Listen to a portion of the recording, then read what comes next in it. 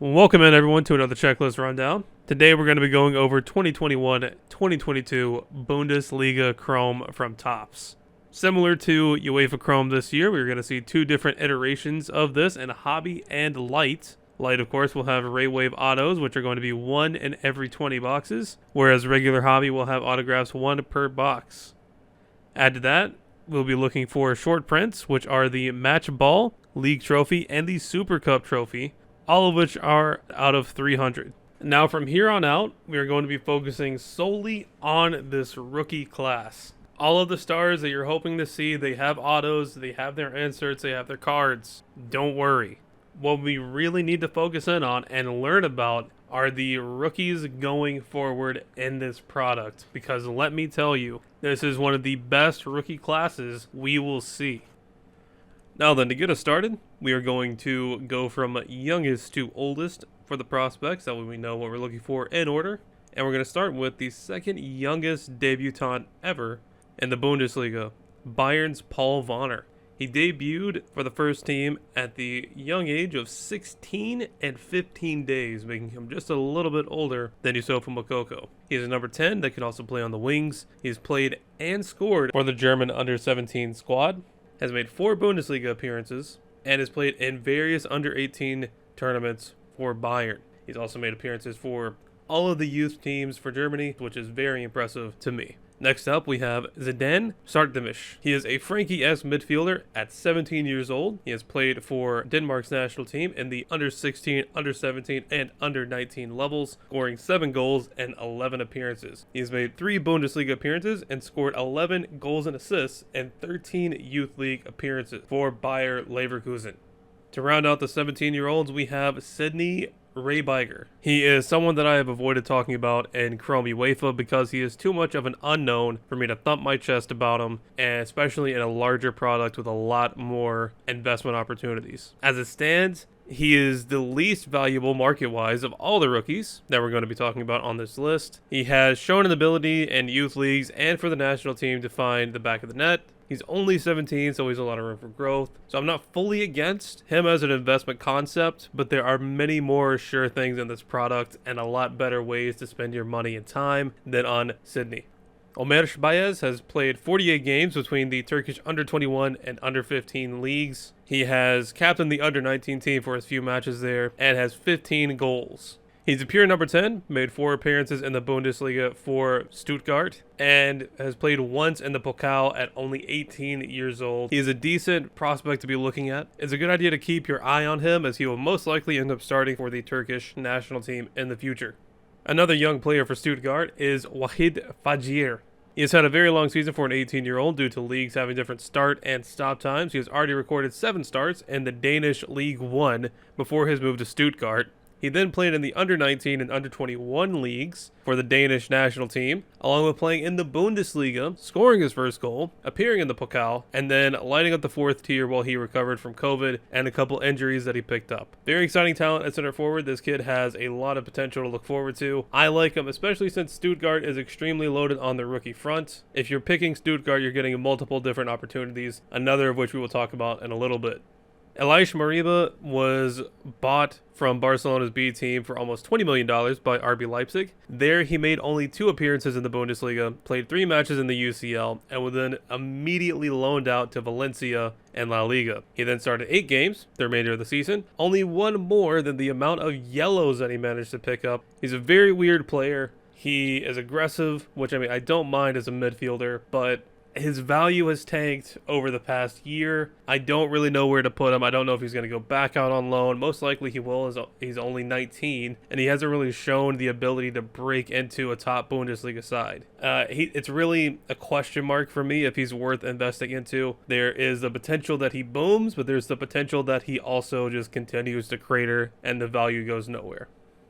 Ricardo Pepi. He was, starlet for the U.S. men's national team, broke a transfer fee record after becoming an overnight celebrity, but has been in a slump since last year, basically. He cannot get any kind of game time for the U.S. men's national team. He hasn't scored a single goal in the Bundesliga for Augsburg. He has looked extremely out of his depth, and I have no idea what's going on with him, but it's not good. Is it worth taking a flyer on him? Yes, because in a few months we have the World Cup, and he will be most likely with the squad. So it's definitely a grab and pray situation for this. Plus, I mean, there's another player out there for Augsburg that you'll be looking for to go along with Pepe. And that other player is 19-year-old Lasse Gunter. He has played for the German under-16 through under-19 teams, scoring in 45% of his games for them. He is not someone I would target by himself, but since he is along with Pepe, there is some value in that Augsburg spot.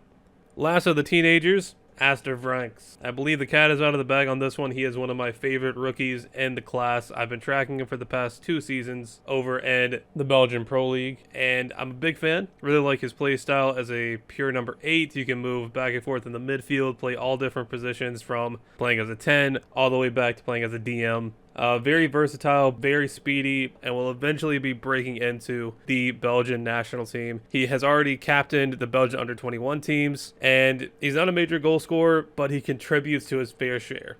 Jamie Llewellyn. He was someone that I would have hyped up a lot 2 weeks ago, but while on international duty with the German under-21s, he tore his LCL. He is a gifted second striker, filling in well as a Joao Felix type of role. He can also play almost anywhere on the attacking side of the pitch, as shown by his performances with the German national teams. And he has a transfer lined up that will take him from the second division, where he just got relegated down to, up to Union Berlin, who are in the Europa League. So if his timeline is kept where he can come back to play, hopefully there will be Europa League matches that he can star in, so he's on a national broadcast instead of just being stuck playing in the Bundesliga. Quadricone had a breakthrough season this year for Gladbach, starting in 3/4 of the matches he was healthy for, and he is a big CM that can cover as a DM as well. He has the ability to move up top as an attacker. He's one of several young French midfielders that are making a name for themselves in Europe's top 3 leagues, and I don't see why he won't have a move to a bigger squad coming in the near future. Most likely a team in La Liga will try to scoop him up. His play style really fits what La Liga teams like to do with the ball. Tanguy Koulibaly wraps up Stuttgart very nicely. He is a PSG Youth Academy product. He was picked up on a free by Stuttgart. Hasn't exactly developed into a goal-scoring threat. He's another player that is definitely worth looking at, maybe stashing away if you get any parallels. Not someone that you're going to be chasing outright, in my opinion. Angelo Stiller is another kid that was picked up off of a large team's youth side, this time being from Bayern. He has shown himself very capable of playing in the midfield against quality opponents with Hoffenheim, but is still considered and played as a DM. So unless we see a move to a better position, a better team, I don't really see him as having a lot of value, but he's someone that's at least worth just tucking away for the long haul.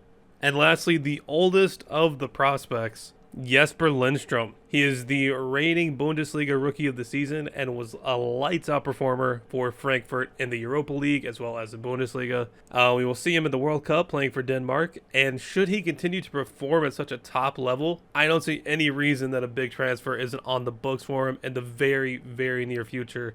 Looks like big things are on the horizon for him. He is a big game performer. Very excited for him. Yes, he's 22, so he's on the back end of where you would normally want to start prospecting, but he doesn't have any other cards to look for. This will be his very first. Might as well get in when you can. Now it's time for Beev's Bold Ones, everyone's favorite segment where I tell you my bold prediction, bold claim, and frame it for posterity on the internet.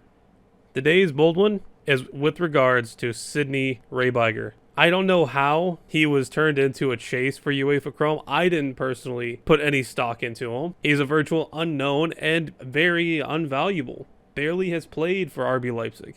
Yet due to his age, he has been seen as a Jude, Coco, Wirtz, Patrick Schick type player, just because he's the youngest one in the set, when it's far from a reality. And it definitely shows in this Bundesliga Chrome set. There are players of his same age group that are younger than him, same age as him, and a little bit older than him, that are more valuable with more upside and better positions to actually further their careers to a point where they are the go-to guys for their squads and can see moves to bigger clubs. He is about to be loaned out to Bochum down in the second division, whereas a lot of these players on this list are going to be playing for their main team and their main squads. I just don't see it as a good idea to be investing in him heavily, especially as heavily as he has been priced in Chrome. I just don't understand it. It blows my mind, and I'm hoping that there's a correction through this set where people realize that he is not the go-to at all to chase. Now, with all that being said, it is time for you to like the video, subscribe to the channel, comment down below, help the algorithm, follow us on Instagram, and with a link down below, you can join the Discord. Get in on the conversation with all of us. Till next time, guys.